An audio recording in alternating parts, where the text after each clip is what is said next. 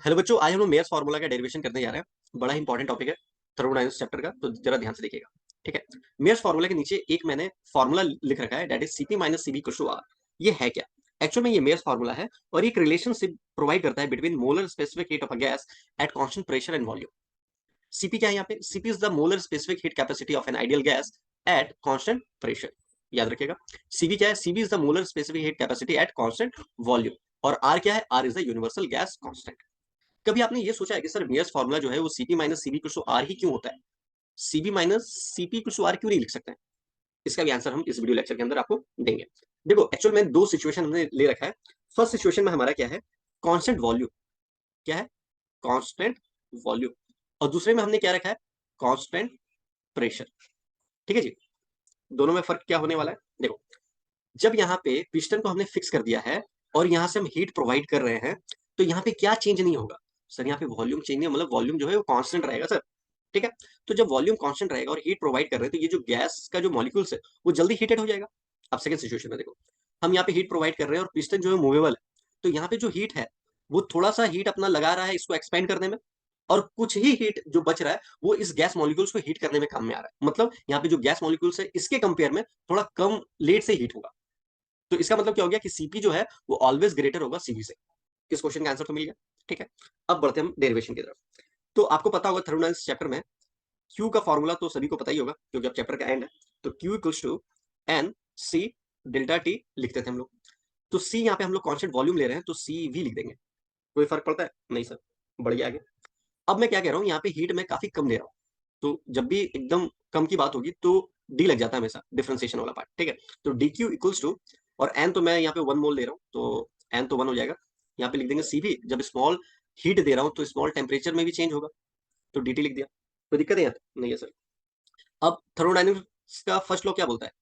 First law है Q equals to W plus del U, internal energy. ठीक है ना जी। तो अब मेरे को एक बात बताओ कि वर्क डन का आप लोगों ने फॉर्मूला क्या पढ़ा था? Work done equals to sir integration of P DV. यहाँ पे भैया ये जो सिचुएशन है वो क्या? कांस्टेंट वॉल्यूम का है। तो अगर वॉल्यूम ही कांस्टेंट है उसका डिफरेंशिएशन करोगे तो क्या हो जाएगा? जीरो। तो ये कंप्लीटली वर्क डन को क्या बना देगा? जीरो। तो भैया वर्क डन को जीरो बना दिया, तो क्यू इक्वल्स टू क्या हो जाएगा? Del U. कोई दिक्कत है? नहीं है सर। चलिए। तो अब मैं आपको ये बोल रहा हूँ कि अगर हमने स्मॉल हिट दिया, ठीक है, स्मॉल हिट दिया, तो डी क्यू इक्वल्स टू, यहाँ पे मैं क्या लिख सकता हूँ?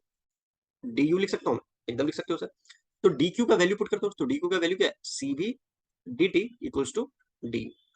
चलो इसको ब्रैकेट के अंदर डाल दो, अब इसका यूज होगा। ठीक है। अब इधर आ जाते हैं हम लोग कांस्टेंट प्रेशर वाले सिचुएशन में। तो यहाँ पे वही लिखेंगे Q equals to N C P लिखेंगे, क्योंकि कांस्टेंट प्रेशर है ना, पी डेल टी। फिर से वही बोलूंगा मैं, स्मॉल हीट दे रहा हूँ, तो D Q equals to N तो 1 मोल है, और यहाँ पे हो जाएगा सी पी डेल्टा टी, मतलब डी टी, डेल्टा टी नहीं डी टी। ठीक है ना। अब मेरे को एक बात बताओ, यहाँ पे वी जो वो कांस्टेंट था इसलिए हमारा वर्क डन क्या हो गया? जीरो। बट यहाँ पे तो नहीं होना है ना। तो अब जरा ध्यान से देखो, एक चीज और मैं बताता हूँ। जैसे W equals to P DV लिखा था ना, तो डिफ्रेंशिएटिंग बोथ साइड करोगे तो ये जो इंटीग्रेशन है ना भाई गायब हो जाते हैं, तो पी डीवी हो जाएगा, मतलब डी डब्ल्यू इक्वल्स क्या हो जाएगा? P DV. ठीक है। चलो ये भी पता चल गया आपको। तो मेरे को एक बात बताओ, फर्स्ट लॉ ऑफ थर्मोडायनेमिक्स जो हमने यहाँ पे लिखा था, तो यहाँ पे भी लिखेंगे Q equals to W plus del U. तो फिर से वही, स्मॉल हिट है तो डी क्यू इक्वल्स टू, ये भी हो जाएगा डी डब्ल्यू प्लस ये डी यू। ठीक है जी। अब सबका वैल्यू पुट करते हैं हम लोग, चलिए आराम से पुट करते हैं। डी क्यू हमारा है सीपी डी टी, ठीक है, इक्वल्स टू डी डब्ल्यू भी हम लोग लेके आ गए यहाँ पे, क्या है? पी डी वी प्लस, अब देखो डी यू। अब यहीं पे थोड़ा सा मार खाओगे आप लोग, सर डी यू क्या डालेंगे यहाँ पे, क्या वैल्यू डालेंगे? अब देखो जरा ध्यान से सुनना।